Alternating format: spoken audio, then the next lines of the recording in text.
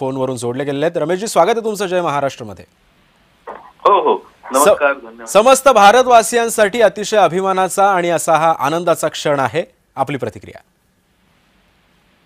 निश्चितच असं आपण म्हणायला पाहिजे, कारण ज्या राम मंदिराचं स्वप्न शेकडो वर्ष हिंदू समाज पाहत होता, अनेकांनी त्यासाठी बलिदान केलेलं आहे आणि ह्या सगळ्या संघर्षातून आणि मला असं वाटतं की सगळ्यात जास्त मोठ्या प्रमाणामध्ये म्हणजे न्यायालयीन मार्गाने हा एक खूप मोठा विजय हिंदू समाजाने मिळवलेला आहे आणि हे सिद्ध केलेलं आहे की हिंदू संस्कृती ही मूळ भारताची संस्कृती आहे।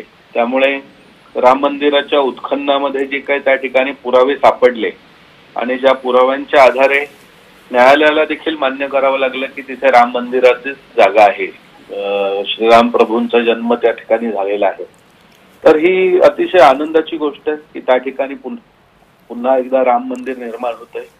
आक्रमकांना बाकी काही करता येत नव्हतं, त्यामुळे प्रत्येक ठिकाणी विध्वंस करणं हा त्यांचा भाग होता आणि त्यांनी स्वतःला त्यासाठी बुत शिकन वगैरे म्हणून मिरवलं। परंतु ही हिंदू संस्कृती जी आहे की ज्याप्रमाणे आज आपण असं म्हणतो की अकबरापासून औरंगजेबापर्यंत प्रयागराजच्या ठिकाणी जो आदि वटवृक्ष आहे की ज्याला असं म्हटलं जातं की सत्ययुगापासून तो वटवृक्ष आणि तो नष्ट करण्याचा प्रत्येक वेळी प्रयत्न झाला, परंतु प्रत्येक वेळी त्याला पालवी फुटली आणि आजही तो अजान वृक्ष जो आहे तर तो दिमाखाने त्या ठिकाणी आहे। तशी हिंदू संस्कृती आहे, कितीही मिटवण्याचा प्रयत्न झाला तरी ती पुन्हा या ठिकाणी निर्माण होईल आणि त्याचंच प्रतीक आहे की प्रभू श्रीरामाचं मंदिर तिथे अनेक वेळा तोडण्याचा प्रयत्न झाला, अनेक वेळा तोडलं, त्याच्यावरती मशीद बनवण्याचा प्रयत्न झाला, ढाचा बनवण्याचा प्रयत्न झाला, क्लेम करण्यात आलं, परंतु त्या ठिकाणी आज राम मंदिर निर्माण होतंय। आपल्या धर्मामध्ये ध्वज लावणं हा फार महत्वाचा भाग असतो की ज्या प्रकारे आपण म्हणजे स्वातंत्र्य मिळाल्यानंतर ब्रिटिश युनियन जॅक खाली आणून आपला तिरंगा लावला, त्याला सन्मान आपण दिला, तसंच पूर्वीच्या काळी किल्ल्यांवरती ज्यावेळी छत्रपती शिवाजी महाराजांची सेना विजय मिळवायची आणि भगवा ध्वज लावायचे, त्याच प्रकारचा आनंद त्यांच्या मनामध्ये असायचा। आणि हा जो असतो की अश्वमेधाचा घोडा देखील पूर्वीच्या काळी जो फिरवला जायचा त्याच्यावरती भगवा ध्वज असायचा आणि त्या ध्वजाला सगळेजण म्हणजे ध्वजाला आपल्याकडे बघितलं तर फार प्राचीन काळापासूनची एक मान्यता आहे। ध्वज हे त्याला आपण म्हणूया की एक राजाचं प्रतीक म्हणून मानलं जातं। तसं प्रभू श्रीरामराज्याचं राज्य ह्याच्यामध्ये म्हणजे लवकरच निर्माण होईल, रामराज्यासारखं आदर्श राज्य आपल्याकडे देशामध्ये लवकरात लवकर यावं ह्या दृष्टिकोनातून हा जो आज त्या ठिकाणी ध्वज लावण्याचा किंवा ध्वज उभारण्याचा जो कार्यक्रम आहे तर तो समस्त हिंदू समाजाला आनंद देणार आहे आणि सगळ्यांनाच खूप आनंद झालेला आहे की ह्या निमित्ताने आपल्याला आपलं मंदिर जे आहे म्हणजे आतापर्यंत भाविक जात होते तर ते म्हणजे मंदिर पूर्णत्वाला नसूनही करोडो लोक त्या ठिकाणी दर्शनाला जात होते। आता मंदिर पूर्ण झाल्यानंतर तर मला असं वाटतं की भाविकांना तर खूप प्रचंड आनंद होईल की संपूर्ण मंदिर त्यांच्या नजरेसमोर असेल आणि प्राचीन काळामध्ये आपली किती दिमागदार संस्कृती होती त्याचं पुन्हा एकदा त्यांना दर्शन होऊ शकेल ह्यामध्ये। नक्कीच रमेशजी, त्यामुळे मी तुम्हाला थोडंसं थांबवतो। आमचे प्रतिनिधी किरण गोटोर यांनी महंत सुधीर दास यांच्याशी याच संदर्भामध्ये बातचीत केली, आपण त्यांच्याशी संवाद साधलेला आहे, तो पाहूयात। मी लगेचच तुमच्याकडे येतोय। आज अयोध्येतील राम मंदिरावरती ध्वजारोहणाचा कार्यक्रम संपन्न होणार आहे आणि या सगळ्या कार्यक्रमाला देशाचे पंतप्रधान नरेंद्र मोदी उपस्थित राहणार आहेत। खरं तर या सगळ्या संदर्भात माहिती घेऊयात, माझ्यासोबत महंत आहेत। महंत, आजचा मुहूर्त का निवडला गेला आणि काय वैशिष्ट्य आहे या सगळ्या ध्वजारोहणाचं? ध्वजारोहणाचं अनंत वैशिष्ट्य आहे। आज मार्गशीर्ष शुद्ध पंचमी या दिवशी प्रभू रामचंद्र आणि सीतादेवी यांचा विवाह झाल्याचा उल्लेख रामायणामध्ये आढळतो। प्रामुख्याने वाल्मिकी रामायण, तुलसी रामायण, त्याचप्रमाणे अन्य जे 14 रामायण आहेत याच्यामध्ये हा उल्लेख त्या ठिकाणी आढळतो।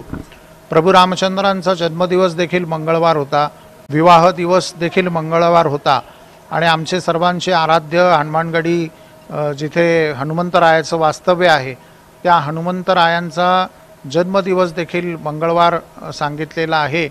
त्यामुळे आजचा जो त्रिवेणी संगम या ठिकाणी होतोय, या त्रिवेणी संगमामध्ये देशाचे यशस्वी पंतप्रधान नरेंद्रजी मोदी, उत्तर प्रदेशचे मुख्यमंत्री योगी आदित्यनाथ, सरसंघचालक पूजनीय डॉक्टर मोहनजी भागवत यांच्या शुभ हस्ते थोड्याच वेळात त्याची पूजन होऊन आज अयोध्या मंदिराची जी संपूर्ण परिकोटी आहे ती परिकोटी देखील पूर्ण होते.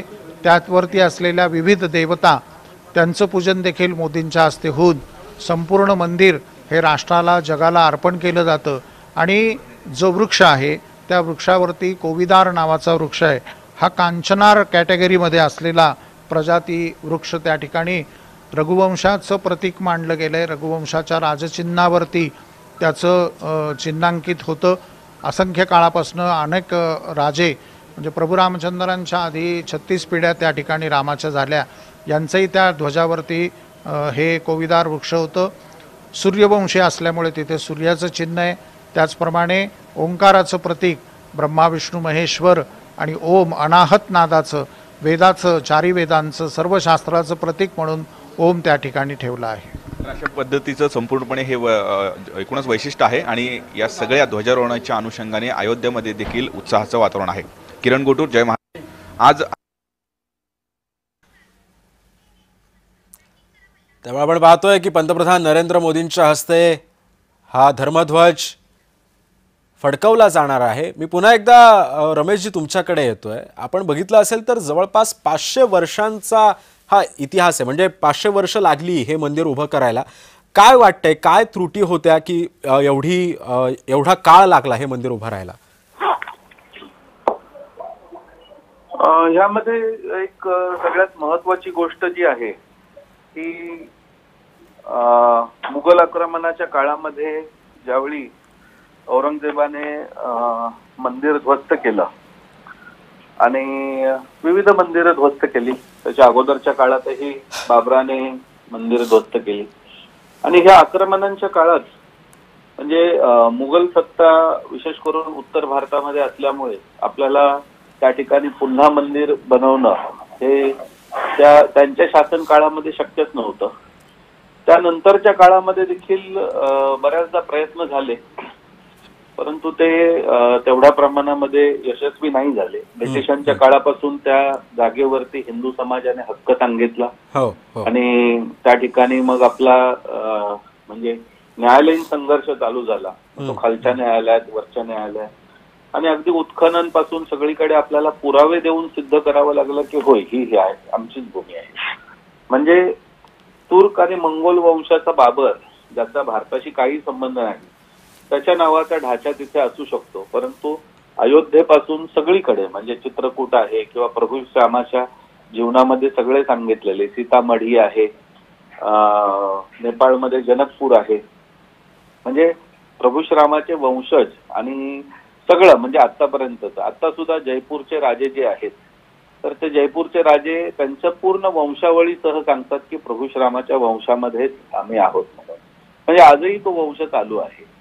असं असताना देखील आपल्याला सिद्ध करावं लागलं. मधल्या काळात काँग्रेसने सर्वोच्च न्यायालयामध्ये आपलं प्रतिज्ञापत्रही दिलं की राम ही कल्पना आहे, काल्पनिक पात्र आहे म्हणून आणि मग त्याचा प्रचंड प्रमाणामध्ये विरोध झाला. दुर्दैव असं होतं की आपल्याच देशामध्ये जे सत्तेमध्ये आले त्यांनी मूळ जे असतं की पुनर्निर्माण करायला पाहिजे ते पुनर्निर्माण करण्याच्या ऐवजी वोट बँकच्या राजकारणाकडे त्यांनी लक्ष दिलं आणि त्यामुळे हिंदू समाजाला दीर्घकाळ ह्याच्यासाठी वाट बघावी लागली. विश्व हिंदू परिषद किंवा म्हणजे बजरंग दल यांनी फार मोठं ह्यासाठी कार्य केलं, संघर्ष केला.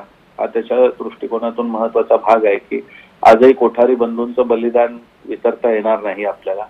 समाजवादी पक्षाचे मुलायम सिंग हे काय धर्माने काय वेगळे नव्हते परंतु तोच भाग होता की तुष्टीकरणाच्या ह्याच्यामध्ये त्यांनी हिंदूंच्या छातीवरती गोळ्या चालवण्यात धन्यता मानली परंतु हिंदूंना न्याय मिळावा ह्या दृष्टिकोनातून कोणीच प्रयत्न केले नाहीत. आपल्याला अगदी महत्वाचं म्हणजे की छत्रपती शिवाजी महाराजांच्या अंतिम समयी छत्रपती शिवाजी महाराजांनी हे सांगितलं होतं की आपल्याला अयोध्या काशी ही जी आहे ही मुक्त करायची आहेत म्हणजे शेवटचा त्यांचा हा संदेश होता की बाबा आपला जो लढा आहे तर हा पुढे नेला पाहिजे. आणि त्या दृष्टिकोनातून म्हणजे आपल्या महाराष्ट्रातल्या छत्रपती शिवाजी महाराजांची ही दृष्टी होती की आपली मंदिरं मुक्त झाली पाहिजेत. त्यांनी गोव्यातल्या अनेक मंदिरांचं पुनर्निर्माण केलं, महाराष्ट्रात केलं. कल्याणच्या ठिकाणी आपली जी मंदिरं पाडून त्या ठिकाणी विधर्मींनी त्या ठिकाणी आपली स्थानं बनवली होती ती त्यांनी पुन्हा आपल्या धर्मासाठी मिळवली. तर त्यांनी हे खूप मोठ्या प्रमाणात कार्य केलं. परंतु त्या ठिकाणी आपल्याला लक्षात येतं की मधल्या काळामध्ये मात्र ह्या दृष्टिकोनातून जे ब्रिटिशांच्या सत्तेमध्ये एक प्रकारे त्यांचंही हे होतं की हिंदू मुसलमानांमध्ये द्वेष निर्माण करायचं आणि त्यामुळे असे वादाचे प्रसंग जे आहेत तर ते सातत्याने त्या ठिकाणी राहावेत. त्यामुळे हिंदूंना न्याय हक्क सुद्धा मिळाला नाही. आणि अहिल्याबाई होळकरांनी त्यांच्या दृष्टीने प्रयत्न करत काशी विश्वनाथाच्या ठिकाणी जिथे मंदिर पाडून मशीद बनवली गेली तर त्यांनी दुसरं मंदिर बनवलं त्याच्या शेजारीच, आज जे काशी विश्वनाथाचं मंदिर आपण पाहत होते. तर आजही त्याविषयीचे न्यायालयीन लढे चालू आहेत. मथुरेचा न्यायालयीन लढा चालू आहे. तेव्हा मला असं वाटतं की राम मंदिराची पूर्ती ही ह्या भविष्यामध्ये जे आहे या संभलच्या मंदिराची याचिका कोर्टामध्ये आहे. आज ज्याला आपण म्हणूया की धार ची जी भोजशाळा आहे भोजशाळेचा संपूर्ण आर्किओलॉजीचा रिपोर्ट आज कोर्टामध्ये सबमिट झालेला आहे की त्या ठिकाणी म्हणजे 500 पेक्षा जास्त हिंदू चिन्ह त्यांना अस्तित्वात असल्याचं लक्षात आलं आणि हे हिंदू मंदिर आहे म्हणून. आज काशी विश्वनाथाच्या संदर्भात देखील हे झालेलं आहे, मथुरेतही तेच झालेलं आहे. तेव्हा येणाऱ्या काळामध्ये मला असं वाटतं की राम मंदिराची पूर्तता ही भविष्यामध्ये हिंदूंसाठी अन्य मंदिरांच्या मुक्ततेचा हा मार्ग आहे. आणि छत्रपती शिवाजी महाराजांनी जी आपली अंतिम इच्छा व्यक्त केलेली आहे तर ती इच्छा पूर्ण होण्याचा काळ आहे असं मला वाटतं या निमित्ताने. खरंय. रमेशजी, आपण जर बघितलं असेल तर या राम मंदिरामध्ये म्हणजे रामायणामध्ये प्रभू श्रीरामांना सीतामातेच्या शोधासाठी ज्यांनी ज्यांनी मदत केली त्यांची सुद्धा मंदिरं या राम मंदिरामध्ये माझा आवाज येतो रमेशजी तुम्हाला? माझा प्रश्न असा होता परिवार देवता म्हणून ज्या आहेत की ज्यांची मंदिर आवश्यक आहेत तर त्या दृष्टिकोनातून खूप छान म्हणजे मंदिर जी हे आहे राम जन्मभूमी निर्माण समिती जी आहे तर तिने खूप छान काम केलेलं आहे. आणि त्यांनी ह्या बाकी ज्या परिवार देवता आहेत किंवा ध्वजाची सुद्धा रचना आहे तर त्या ध्वजाच्या रचनेमध्ये राम जो सूर्यवंशी होता तर सूर्यवंशी कुळाची सगळी चिन्ह त्यामध्ये घेतलेली आहेत. त्यामुळे एक प्रकारे आपण म्हणू शकतो की आजच्या काळातही आपल्या प्राचीन संस्कृतीला त्यांनी जोडायचा प्रयत्न केलेला आहे. आणि हा फार महत्वाचा भाग आहे. म्हणजे जसं आपण म्हणतो की रायगड निर्माण झाला त्यावेळी हिरोजी इंदुलकरांनी सांगितलं की त्या पायरीवरती माझं नाव लिहायची मला परवानगी द्या. आणि पायरी आजही पंढरपूरला गेल्यानंतर नामदेवाची पायरी त्या ठिकाणी आपल्याला दिसते. तर रमेशजी, मी तुम्हाला थोडंसं थांबवतो. ध्वजारोहणाचा हा जो मुख्य सोहळा आहे तो आता सुरू होतोय. पंतप्रधानांच्या हस्ते हा धर्म